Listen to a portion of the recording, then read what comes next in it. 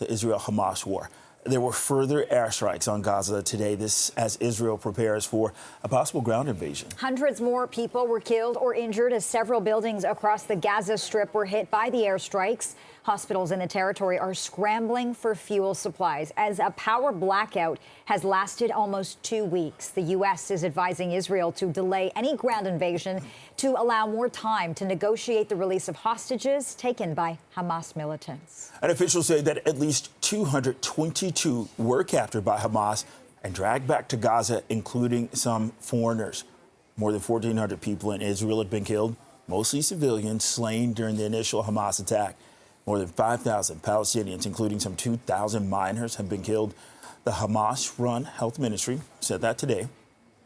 And 2 Canadian women, Vivian Silver and Judith Weinstein Haggai, they've been missing since the initial Hamas attacks in southern Israel. Both are believed to be among the hostages taken by Hamas, although there's been no update on their condition.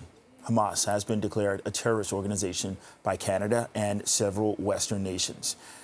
And for more on the humanitarian response to the situation in Gaza, we are now joined by Shawky Fahel. He's the Palestinian born in Jaffa, Israel. He's the founder of JG Group, the chair of a non-governmental organization active in the Middle East, and the principal donor of the Foundation for Palestine Studies at the University of Toronto. Thank you so much for joining us. You have written an op-ed in the Globe and Mail in which you write, as human beings, we are horrified by the vicious Hamas attacks on Israeli civilians because of their stunning inhumanity. As Palestinians, you say, we are terrified of the violence and inhumanity that awaits our families in Gaza, the West Bank, and potentially Israel itself. Tell me more about your words and your fears.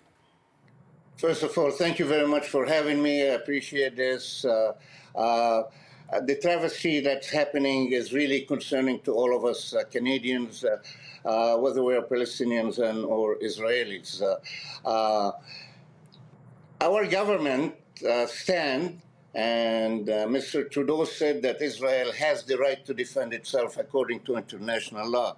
And I always ask myself this mantra that goes around the world, what does it mean to defend yourself? Defend yourself, does it mean to have a siege to 2.3 million people, no water, no electricity, no food, no medical equipment? The fuel is running out in Gaza within the next 48 hours, and the international community is grappling with whether they're going to allow trucks or not. I believe, and I think, and I should ask our government and the international community, allow the humanitarian trucks to go through without any conditions whatsoever. Stop the bombing of civilian people. And what concerns me so much, Lena, is over the past 2 weeks, everybody's talking about managing Gaza and managing the bombing and what have you. Nobody ever mentions anything about the root cause of all of this. What brought us to here? 5 wars with Gaza. Einstein once said, you cannot be doing the same thing over and over again and expect a different result. 5 wars with Gaza, and we go back to the same thing. We need to tackle the root cause. We need to talk about the elephant in the room. The occupation of 56 years is really what's happening. We're talking about Gaza. Lena, since October the 7th, there has been 92 Palestinians killed in the West Bank.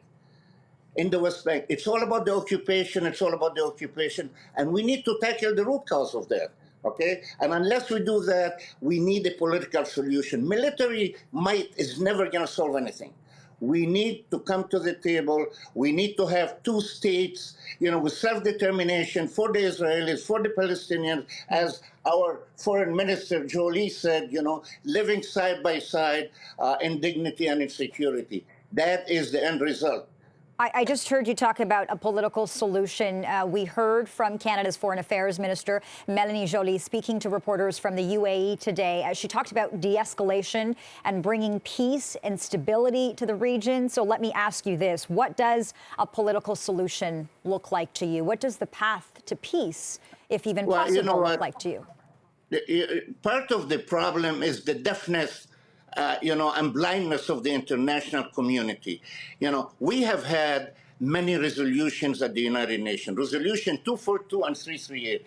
Resolution 242, which our government and the international community actually supports, is for Israel to pull out of the 1967 occupied territories in exchange for peace. Resolution 338 was the Yom Kippur resolution, which reiterates Resolution 242. The solution is to have, we had the Oslo Agreement, which is not only a resuscitation, it's dead, and it's dead. And I have to say it's because Netanyahu has never allowed the peace process to go through.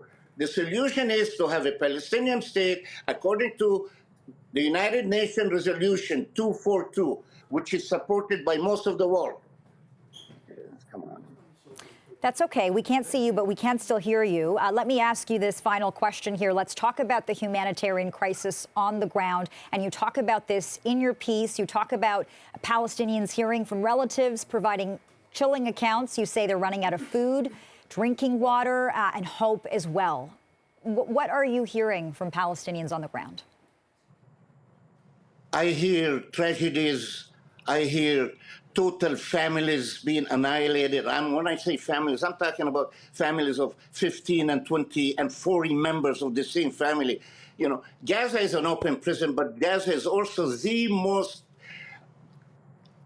densely populated area in the whole world, Lena, in the whole world. So, and the Palestinians, families, they live together, fathers and sons and daughters, and I hear, some people we cannot get in touch with actually for 2-3 days, but the atrocities that are being committed, the bombing, the Israelis ask the Palestinians to move down south from the north. They move down south because it's a safe area, yet they get bombed there. So, but all of this put aside right now for the international community. We need and we must allow the humanitarian aid. Those trucks that are lined up, the hundreds of them.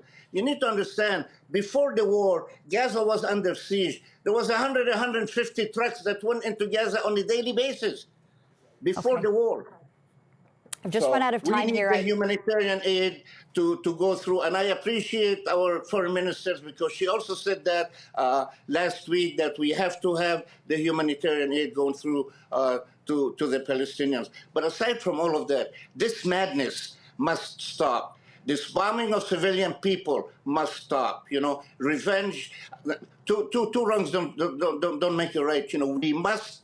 Canada must accept and declare the acceptance of a Palestinian state, which we did not do at the United Nations. We voted with 7 other countries, while 138 countries accepted Palestine as a country. Okay. Thank you, Lena. Thank you for your perspective. Shawky Fahel, a founder of JG Group, the chair of a non-governmental organization active in the Middle East, and I should note the principal donor of the Foundation for Palestine Studies at the University of Waterloo. Thank you for your time and this conversation. And for your own information, there is a scholarship at Carleton Ottawa University in honor of Shireen Abu Ali, being a journalist in honor of Shireen Abu Ali.